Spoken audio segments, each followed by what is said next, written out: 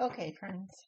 Today we are cooking beef and rice-a-roni. This is one of my family's favorite meals. It's very simple. It's just beef rice-a-roni with ground beef. Now, what I like to do, as you see here, is add the seasoning packet to the water before I put it into the rice because that way it dissolves completely. If you just pour the water in there and then put the seasoning over top, it can leave little globs or clumps of seasoning, and that doesn't go together well. So as you can see here, I'm just browning the ground beef. I've seasoned it with some salt and pepper and garlic powder. And right next to the measuring cup, I have another cup of water. So this recipe takes 5 cups of water. As you can see, I'm stirring it there to make sure that all of the seasoning packet is dissolved.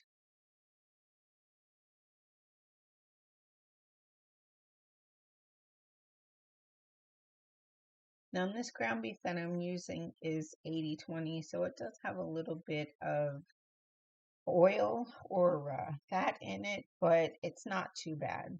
So as you can see here, I'm just removing it from the pan. It's been all browned up.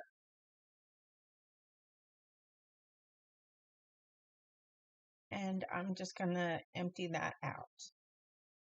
And when we come back, I put in half a stick of butter, about 4 tablespoons. Get that completely melted.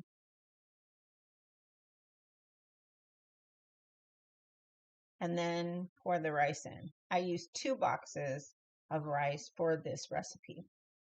Now I like to move the rice around quite a bit to make sure that it gets toasty and brown. That gives it a better flavor.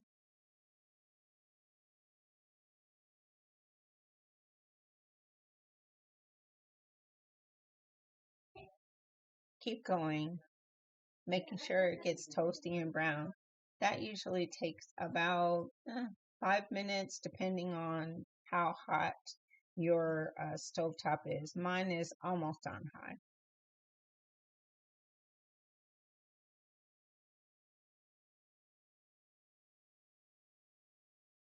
There we go. So now we're pouring in the seasoned packet from the rice plus my additional cup of water. And then I put in a couple, 2 to 3 tablespoons of beef bouillon to perk up the flavor a little bit more. Then I pour the ground beef into that mixture and cover it for about 15 to 20 minutes. Okay, so here we are 20 minutes later.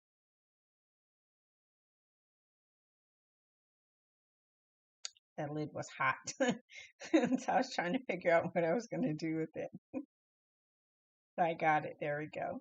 And this is the finished product, ground beef with beef rice-a-roni.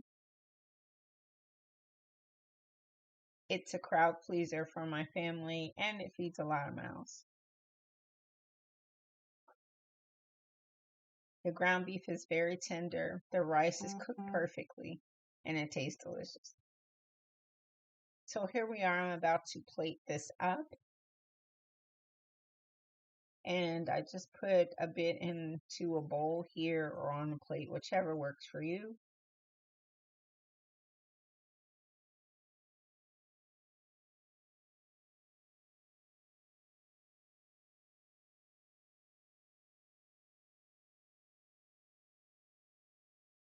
There you go.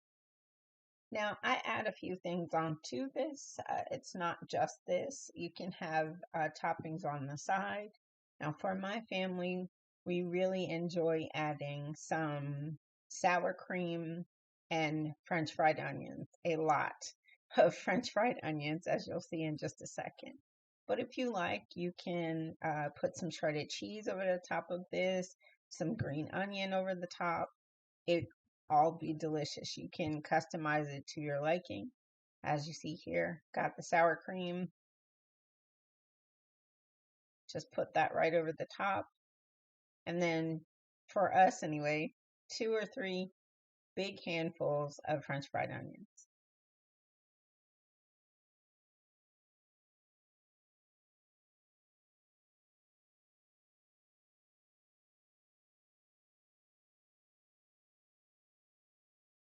That gives it a sweetness and a crunch. It's really delicious. But as I said, you can customize this dish to whatever you're liking it.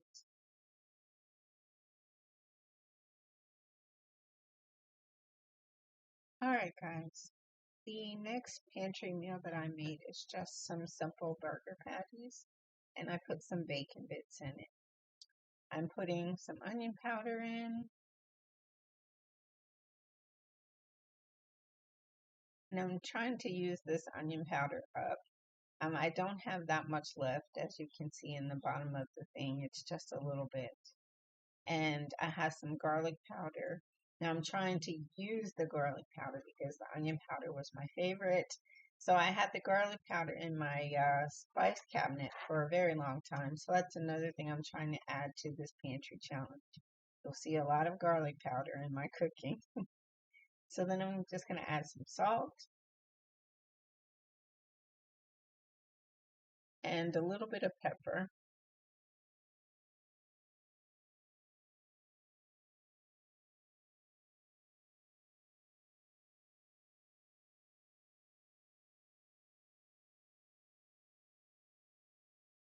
And then I'm going to add, let me see. Oh, I added some Weber's Cowboy seasoning to these burgers too. That's a very good seasoning for steaks, burgers, grilling. It's delicious.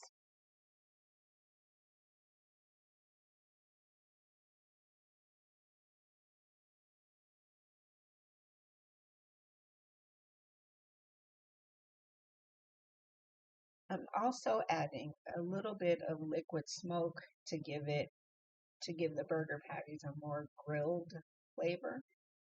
And I just blend this up with my hands. And I let the burger defrost overnight in the refrigerator. I'm kind of wary about defrosting hamburger in the microwave or dishes like this unless it's more like a ground beef, like the previous meal, where it's just going to be ground up anyway.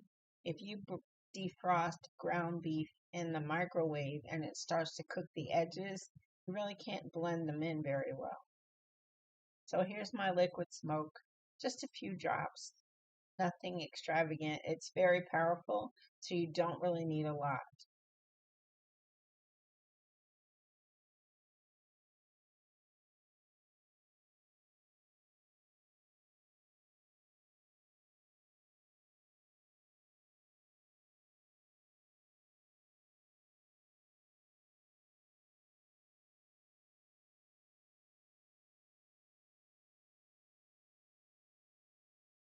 Now, as you can see here, you've been seeing, I like to fold the ground beef over on top of itself to get it to mix in the seasonings better.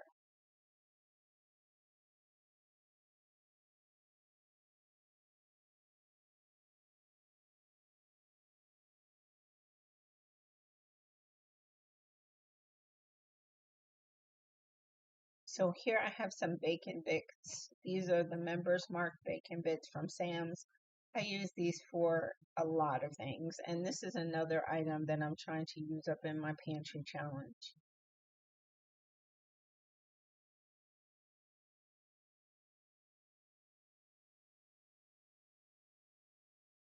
I shook in maybe a half a cup or so and folding that into the burger meat.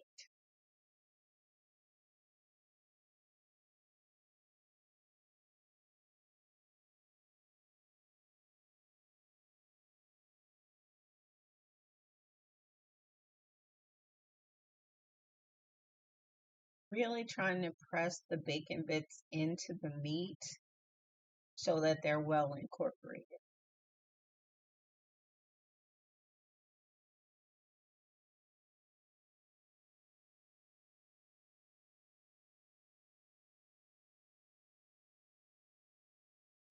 Now try not to over mix your ground beef when you're making hamburger patties because it can make them tough.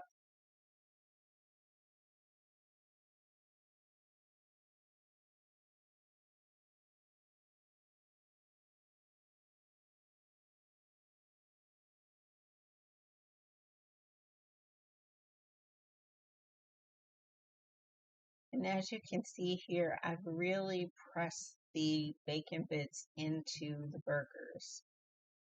Now we're just gonna form up some burger patties and get them ready for the frying pan. I like to kind of make them into a bit of a ball first, more round shape.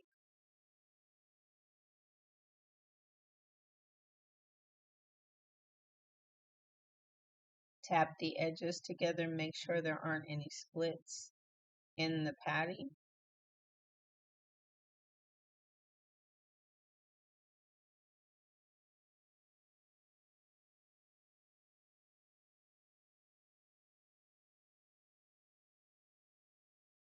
And then press my thumb in the middle to kind of keep them from shriveling up. And I just laid that right in my cast iron skillet.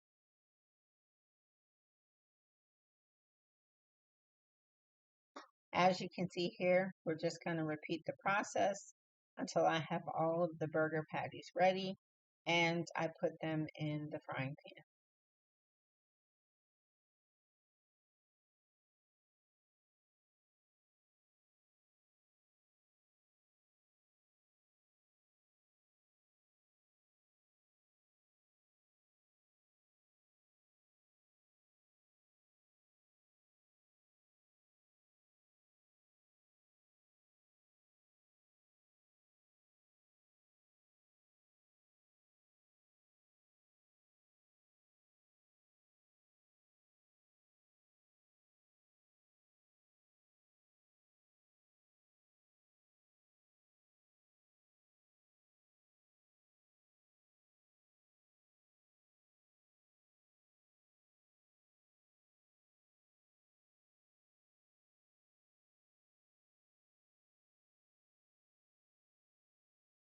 And as you can see here, I've used my cast iron skillet to put a really good crust on these burgers and get them ready for lunch. Yes, I am pressing the burger quite hard. This one's from my daughter. She likes them well done. All right. The next pantry meal that I'm making is sweet chili chicken wraps. Now, I used to absolutely love these things. They used to serve them at McDonald's.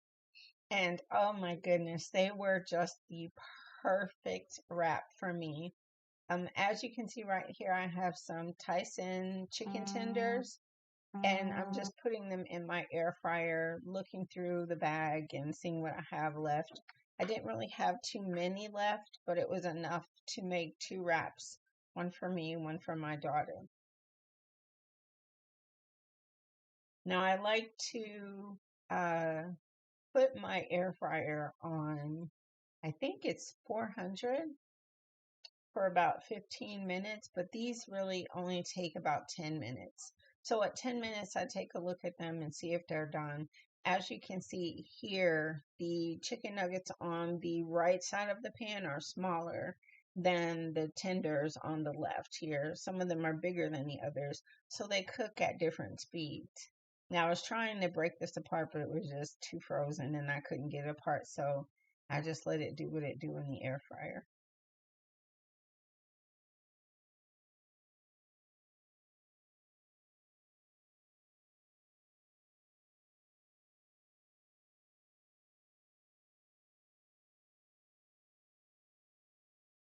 Alrighty, I'm gonna go put that in the air fryer and get it started.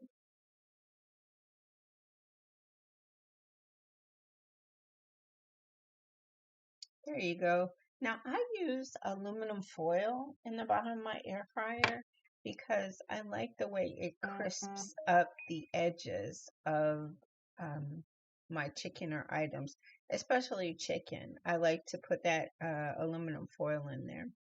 So here we have a tortilla. Now that's the grande tortilla, the restaurant style grande tortillas that I use for this. Yes, my hands are washed and cleaned, so don't worry. So here I have some English cucumbers. I kept the skins on. You can cut the skins off if you like, but I do cut them very, very thin. Not a big chunk, it'll break the tortilla, but as you can see right here, I'm showing you they're very thinly sliced.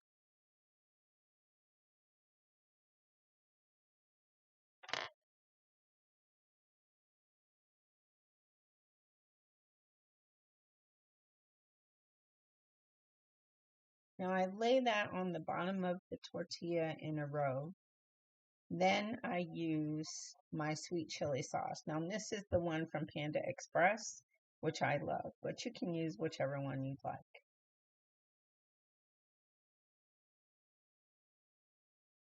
Now I pour a thin strip right on top of the cucumbers.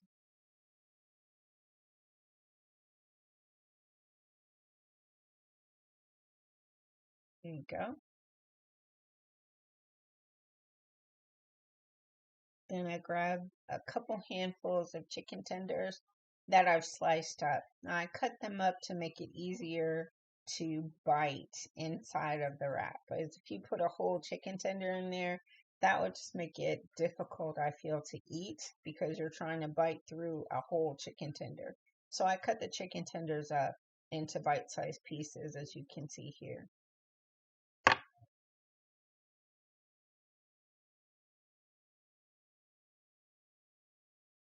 There you go. I kind of push them together, making sure they all stay uniform. And by the way, the tortilla is warm. I just took it out of the microwave. I put it in with a paper towel, or a moist paper towel over the top of it. Now I'm laying a second layer of thinly sliced cucumbers on top of the chicken.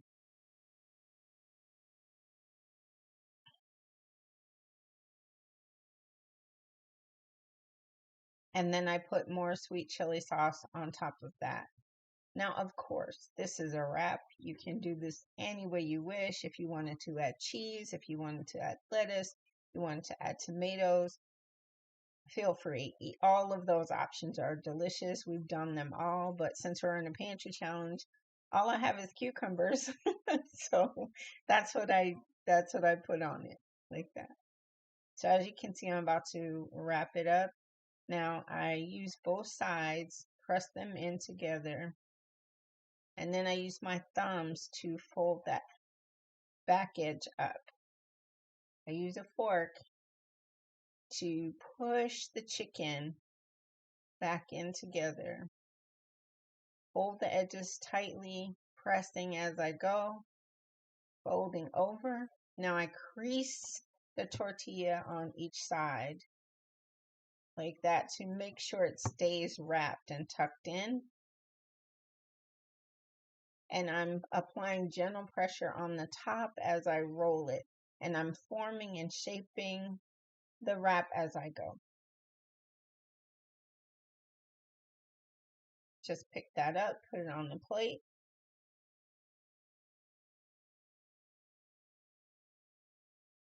And I'm going to put some cucumbers on the side. Yes, it is a lot of cucumbers. But as I said, we're in a pantry challenge, so I'm using everything that I have. This wrap is for my daughter, and then later on I make one for myself. The dressing she wants on her cucumbers is Kraft Green Goddess. Ooh, that is a delicious salad dressing. It is so good. Just put that right over the cucumbers. And there's her lunch. Alright guys, I am going to make a chicken pot pie for dinner. I'm going to add some bacon bits to that. Just trying to use up some of these things. Not too much. I have about 3 chicken breasts cut up here in the bowl. And then I'm going to just sprinkle in probably about, I don't know, it looks like, ooh, not that. Ooh, we don't want that in there. Probably about, I don't know, maybe a half a cup or so of bacon bits into my chicken pot pie. Then I'm going to sort of mix all this together a bit to sort of get everything moving. I'm going to put in some sour cream. And this is just the end of one of my sour cream packets. I'm going to say this probably, I don't know. I don't really have a measurement for this one. Just put some. Just put some in there. And then now that's all used up. Then I'm going to put in 2 cans of cream of chicken soup.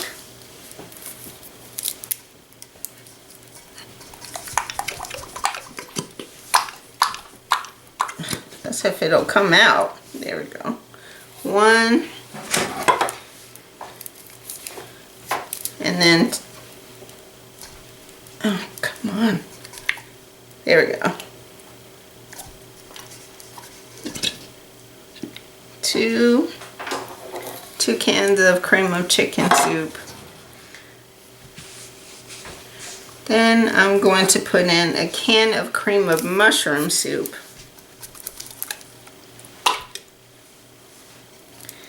There we go. And we'll get this mixing.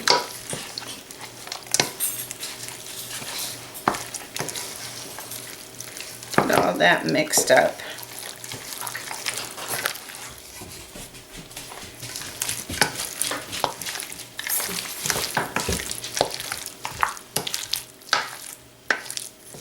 That makes a really good base.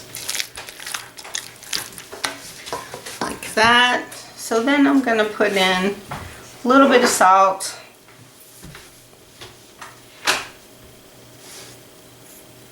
A little bit of pepper.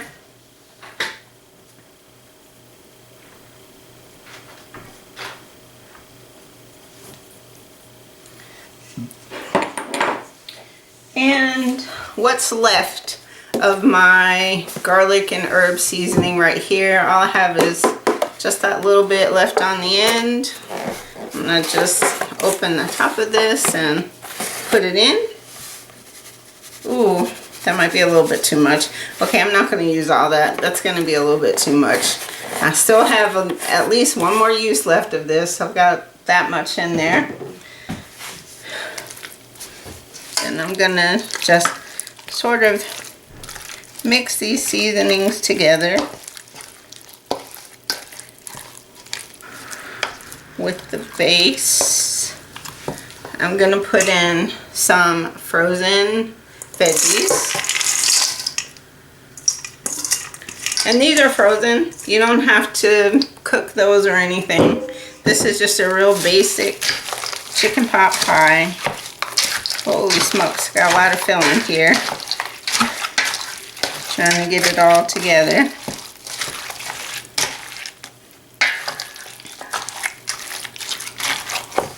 And I'm going to put in a can of diced potatoes. And these are drained.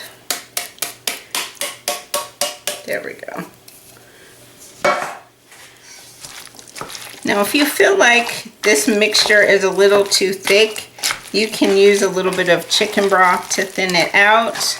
But for me, this is pretty good because the soup is going to sort of melt and make a good base for this chicken pot pie. There we go. So in a couple minutes, you can pull this pie filling together. And if you're not ready to cook it right away, you can freeze it in individual portions or pie portions.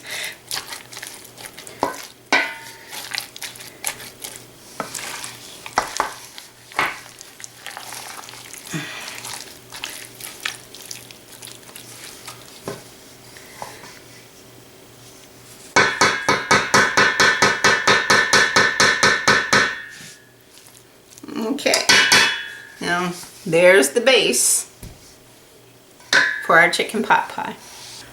All right, now I'm going to make this chicken pot pie in my cast iron skillet here. As you can see, I think the cast iron probably gives the crust a really nice crisp on the bottom. As you can imagine, using cast iron on anything makes it taste amazing. So we're just going to get this pie crust pressed into the skillet. And I let this pie crust, this is a pre-made pie crust, so I let it sit out for about, I don't know, 10 or 15 minutes before we're using it, so that it would be soft and pliable. Try and get this up to the edges as much as possible, so that way it will seal and you won't have a lot of leakage from the pie. Alright, pull these up this way.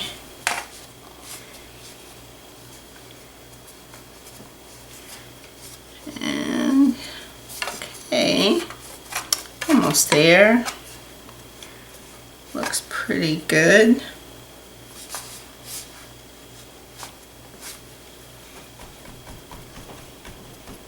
That was my ring.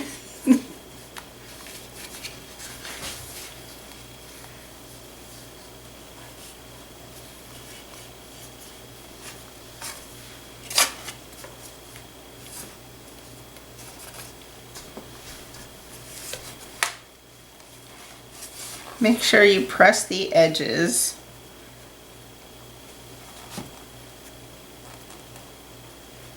So that it's all in there really good.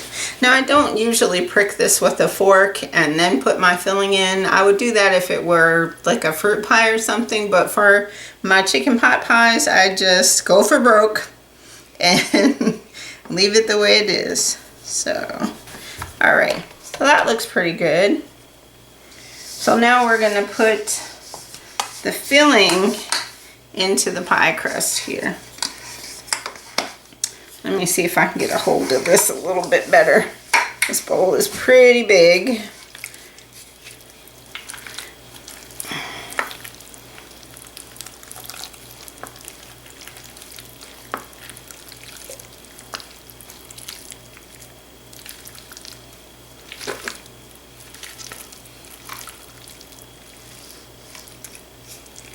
I think this is probably enough filling for 2 pies, but we'll see. Oh wow, this is laying in there really beautifully. Try and get this in here. Maybe just another scoopful to just level everything out.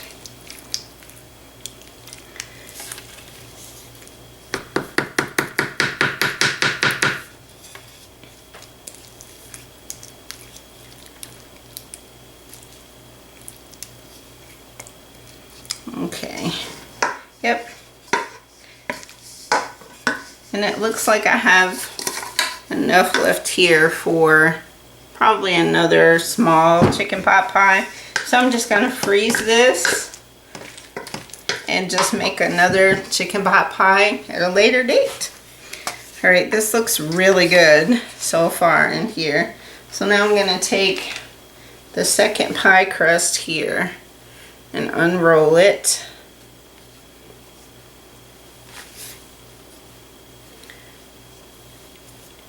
All the way to the edges and get it placed right on top there.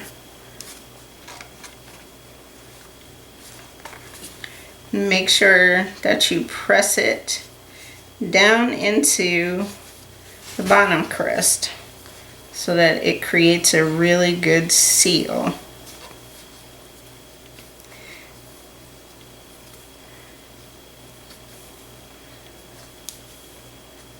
I'm kind of sort of tucking the top crust under the edge of the bottom crust so that it seals up pretty good.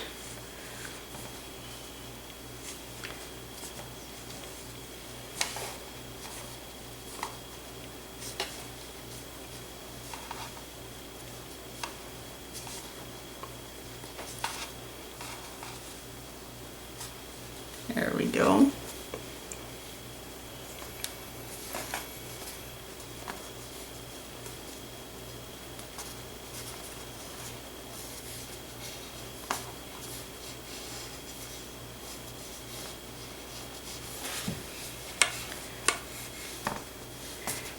I think that's pretty good.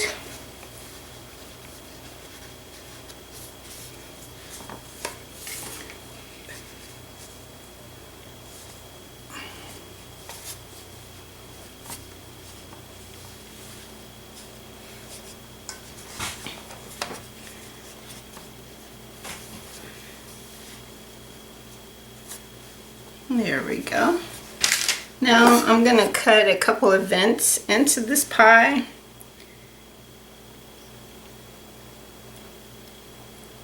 And they're pretty long. Oops. There we go. Like that.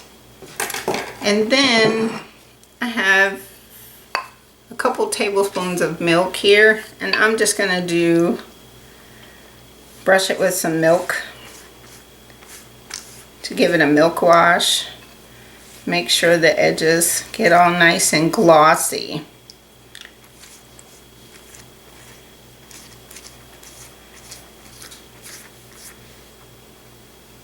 You don't need a lot of milk, just a couple tablespoons.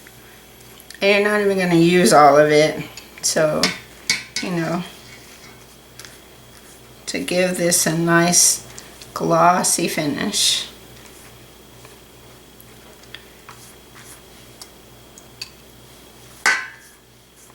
There we go.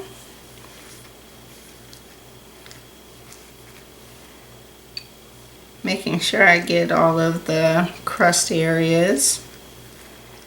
There we go. And there we go. So now we're going to put this in the oven at 400 for about 45 minutes, 50 minutes. I would check it at 45 minutes to see where it is, and then go another 10 minutes or 15 minutes until it's done. All right, let's get this in the oven.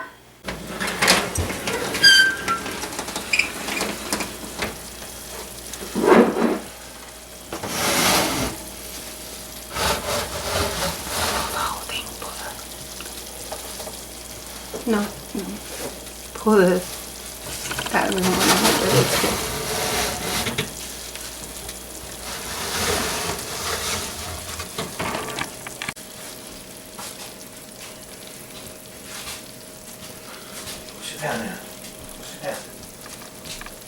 Okay guys, we're about to make another pantry meal for this challenge, and right here we're gonna do some meatballs. I have about maybe like a third of the bag left of meatballs, and some rice here, spinach, and butter of course for the rice, cream of mushroom soup, salt and pepper. And here I'm trying to use this up. I just have like literally just a little bit of this left. And this is the perfect pinch garlic and herb seasoning right there. Just that much. Then we're going to put in some brown gravy. Don't have much left of that either, as you can see right there. So brown gravy. Some of the seasonings will be the garlic and herb, garlic powder, salt and pepper. And I might put something else in it. I'm not quite sure. I'll give it a taste and see. And mix the brown gravy with some cream of mushroom soup, because it gives the gravy a more thick consistency. And put it over the meat. Put the meatballs in it. Cook it inside the gravy. And we'll serve that over rice. Alright guys. We've got the meatballs here. So I've got about a couple tablespoons of olive oil in here. So we're just going to put what's left of the meatballs in. That's about it. It's about a third of a bag even. Just a few. Put that in, and the stove is on like medium high. So I'm going to put in a bit of salt.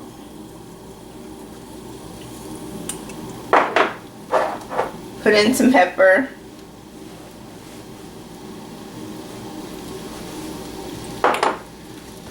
And I decided to add some seasonal. I looked in my season cabinet and I have this huge thing of seasoned salt. Seasonal, Morton seasonal seasoned salt that I don't usually use.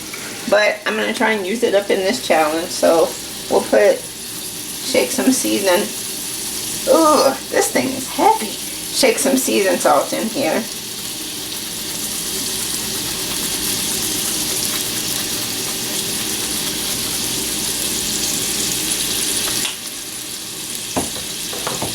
Gonna do a little garlic powder.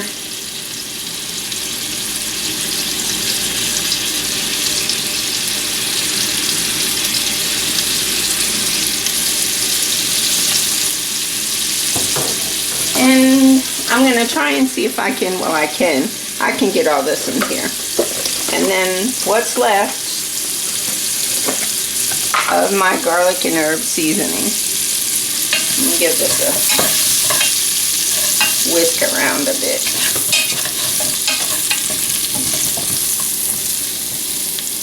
And what's left of my garlic and herb seasoning. Alright, yes, that is a little bit too much, but that's it. It's all used up. So, we're going to stir this around with the seasonings. Excuse me. Stir this around with the seasonings and make sure that we get the frozen meatballs a little bit defrosted because they're, you know, frozen solid here. So what I'm trying to do is just get a little bit of color on the outside of these meatballs. Oh, I love the way the seasoning stuck to the meatballs. You see that? Just get a little bit of color on these meatballs. Give them a few minutes. Turn up the heat if you need to sort of get things moving. And in the back here, I have the rice already cooking. The spinach is here.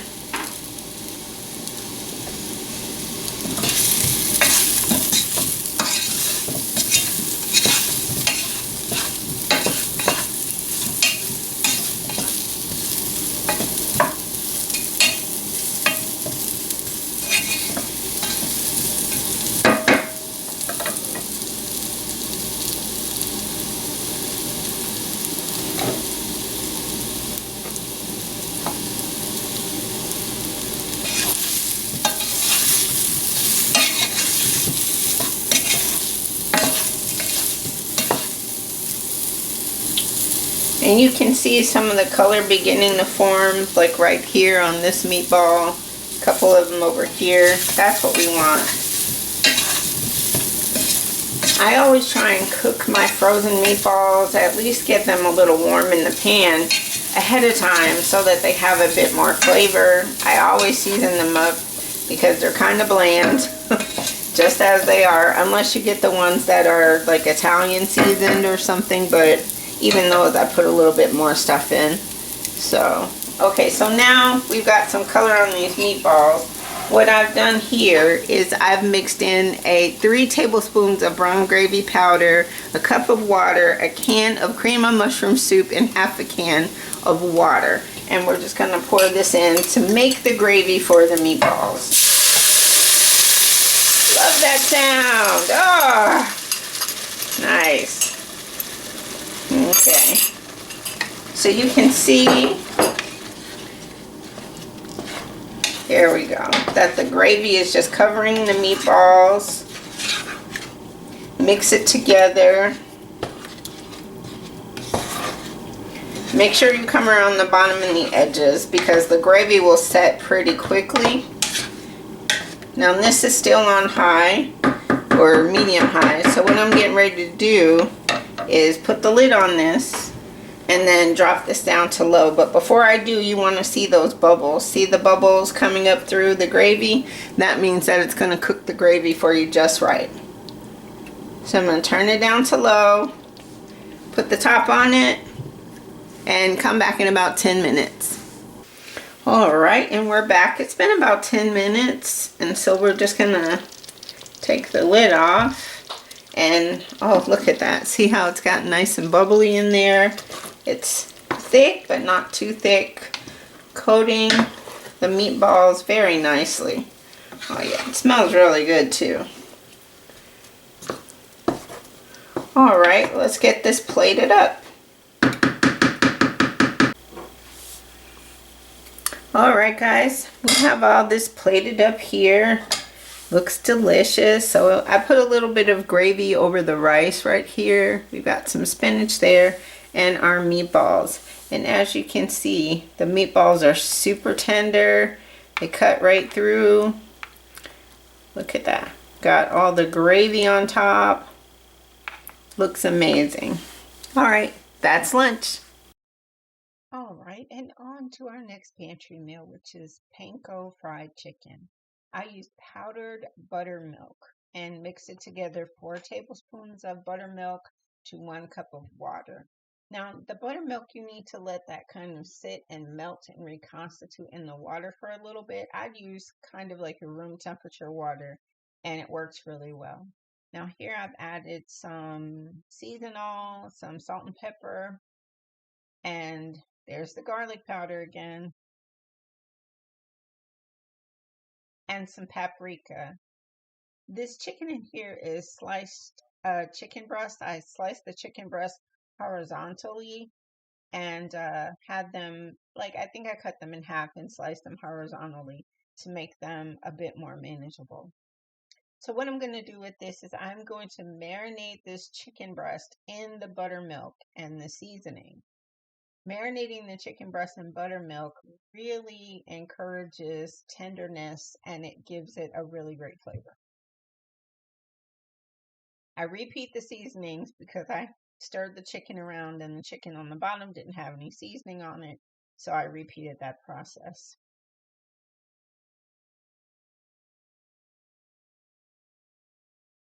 So here I pour in the buttermilk, and you'll notice in the bottom of the bowl those few little specks.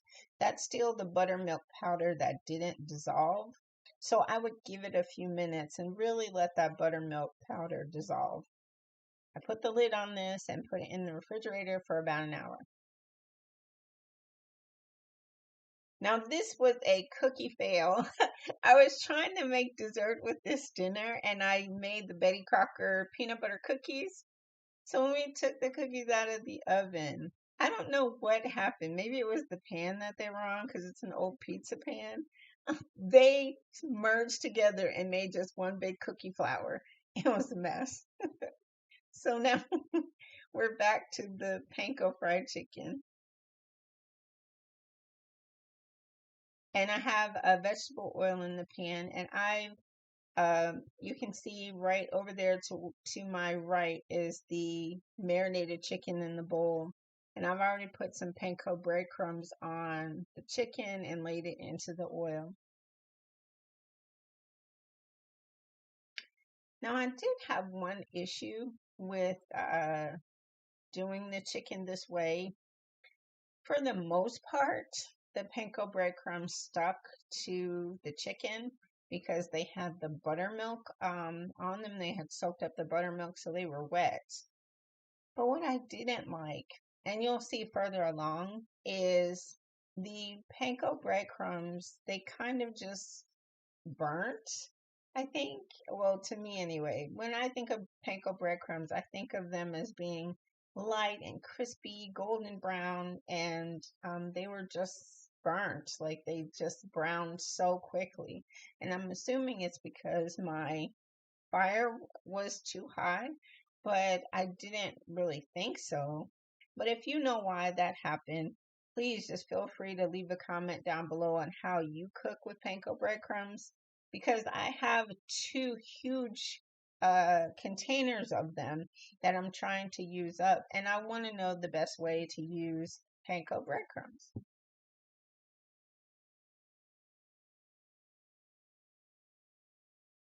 So you can see here, I go to turn one of the chicken cutlets. And that looks really good. It looks pretty good. It was a little, just a teeny bit too light for me, like just a teeny bit. So I let the other 2 sort of, get a little bit brown.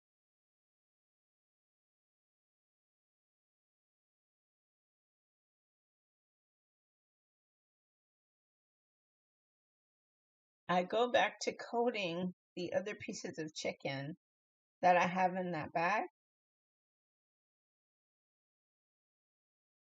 And I'm really pressing the panko into the chicken, as you can see there, to really get it to stick to the chicken.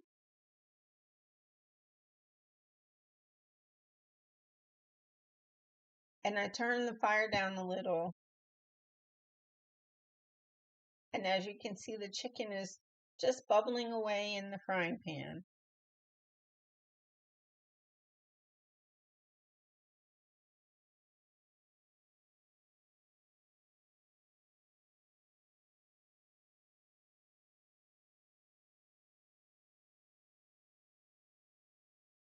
There we go. And then I go to turn them,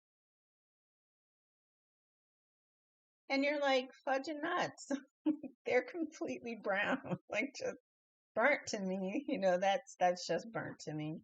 So, I mean, it tasted amazing. The seasoning and the buttermilk really made it taste delicious.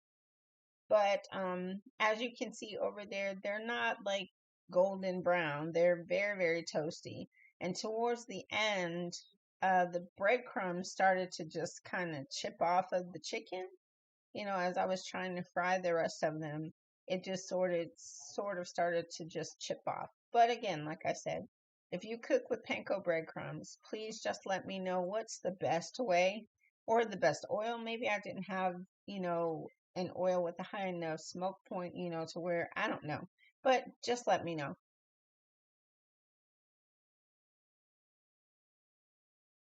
See here, I had to put a bit more oil in there, and the oil is on my pantry challenge as well, and that's the last of it right there.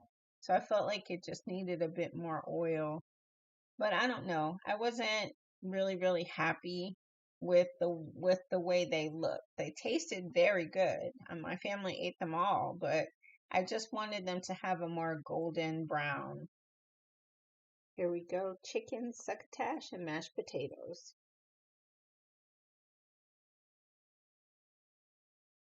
All right, on to our next meal.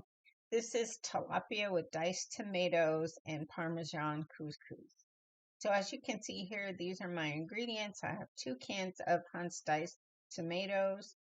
I have a box of Parmesan couscous, 3 pieces of tilapia. That's all I had left in my freezer. And salt and pepper, Italian herb, of course the garlic powder, and paprika. So I pour some olive oil into my frying pan. My frying pan's already warm.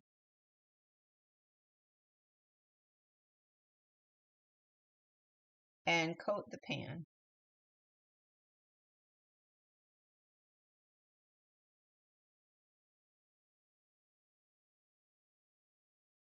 Trying to see if the oil is warming up, which it is. Don't stick your hand in the pot.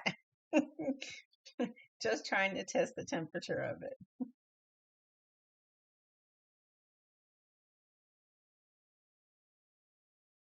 There you go. And I'm adjusting the temperature,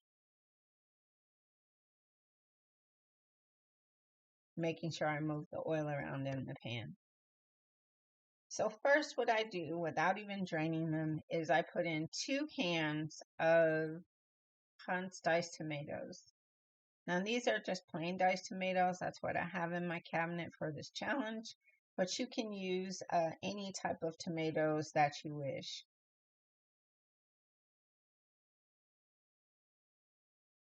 Now I sort of spread that out and salt and pepper the tomatoes.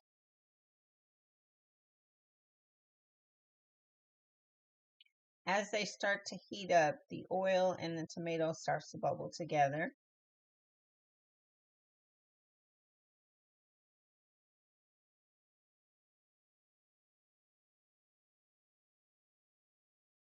And I put in some Italian seasoning.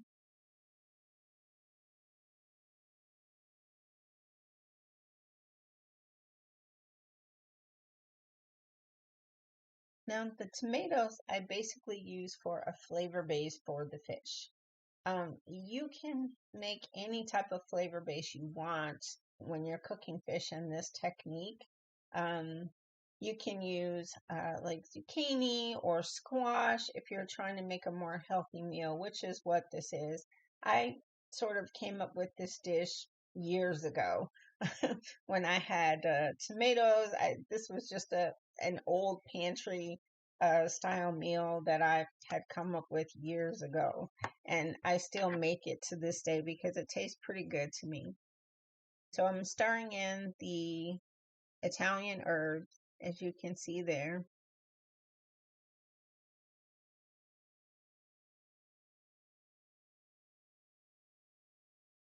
And you can't really see it that well, but the tomatoes are kind of bubbling up underneath of the oil there. And I want to cook the raw flavor off of the tomato and make it taste really savory.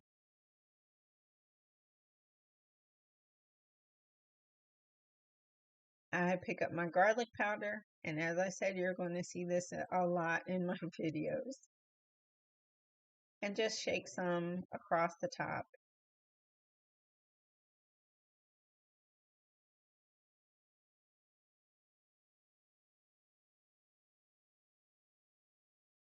Trying to think, okay, am I ready?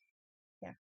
So now I'm just gonna lay the fillets right on top of the tomatoes. Now I do this so that the fish doesn't stick to the bottom of the pan.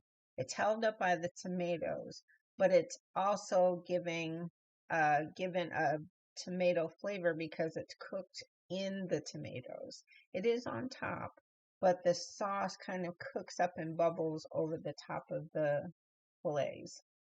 I wipe my fingers off on my towel there, and then I go to open my seasonal.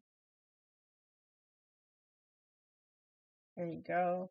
I put some seasonal on top of the fillets,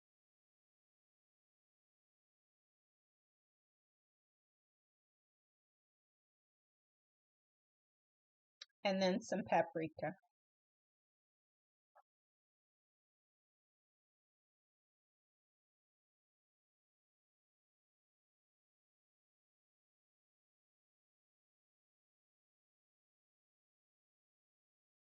There we go.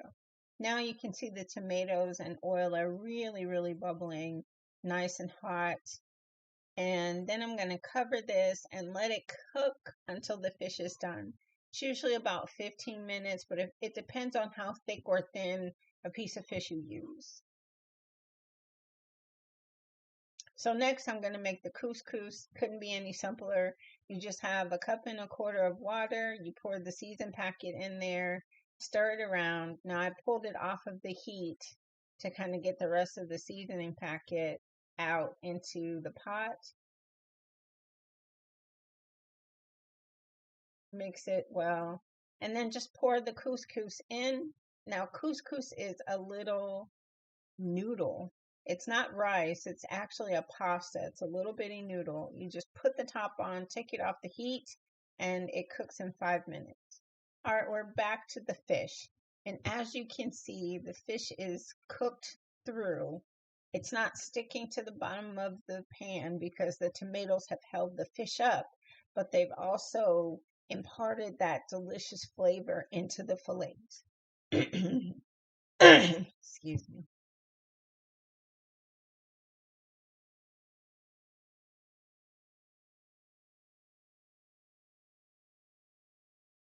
Looks really good.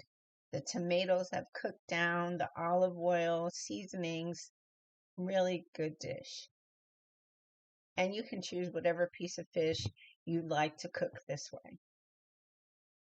So now 5 minutes are up and we'll take a look at the couscous here. And here it is. You just fluff it with a fork. It cooks itself. Takes 5 minutes.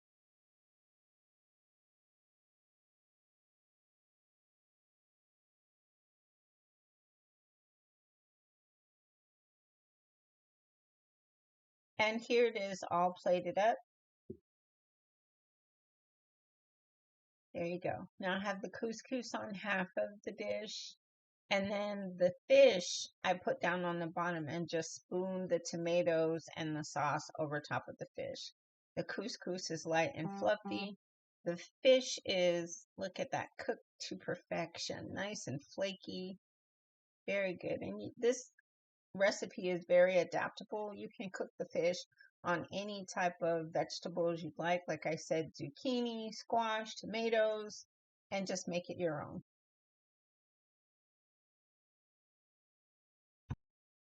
All right. Now we're off to the next meal that I'm making here. I am making roasted seasoned potatoes, and I put olive oil and some garlic powder into a bowl.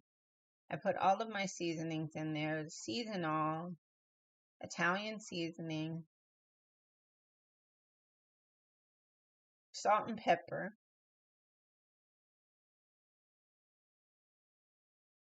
There we go. And some paprika. Nope, I didn't put the paprika in there yet. Mix it all together. Now, the reason why I do it this way is so that all of the seasonings can coat every potato. I put my seasonings in my oil. That way, when I go to mix it together, all of the seasonings are imparted in the oil instead of just pouring the oil in and then putting the seasonings in separately. It doesn't evenly coat the potatoes. So I put all my seasonings in the oil. Then I have an aluminum lined glass baking dish. I believe this is a 13 by 9, and spread the potatoes out evenly.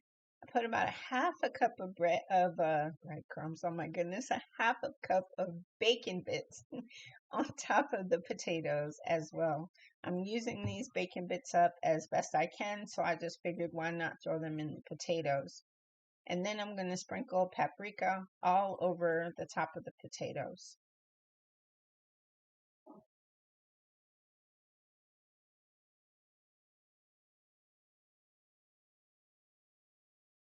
Next, I had a tray of chicken legs. This is going with the potatoes. A tray of chicken legs from Sam's.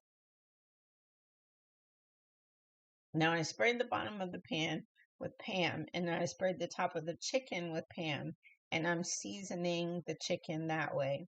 Salt and pepper, garlic powder,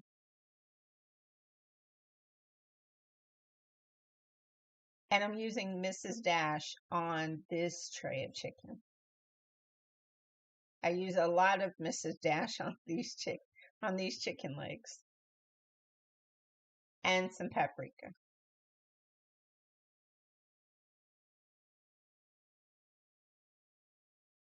There we go. I sprayed the top again so that when they start to roast in the oven, they get nice and brown. And here's the next tray. So I just go and season these. I don't need to spray these with Pam. I sprayed the bottom, but not the tops with Pam because I'm going to be pouring a barbecue sauce over the top of them. That's what's laying in that bag right next to the tray. I do put a little bit of liquid smoke on the chicken legs to give them a smoky flavor. And you see right here, that is a golden barbecue sauce that I got from Sam's over the summer, and I wasn't using it all up, so I just put it in a gallon freezer bag and froze it, and I defrosted it and decided to put it over this chicken.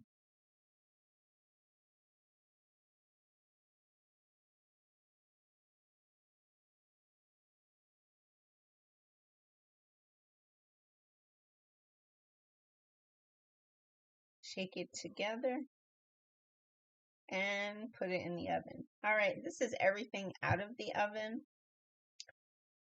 The roasted potatoes and the barbecue chicken legs right there. And I hope you guys enjoyed this video. This video is from week 1 and week 2. I had to put them both together, and I hope you guys don't mind. And there you go. Just zooming in. Those are the roasted potatoes and the chicken.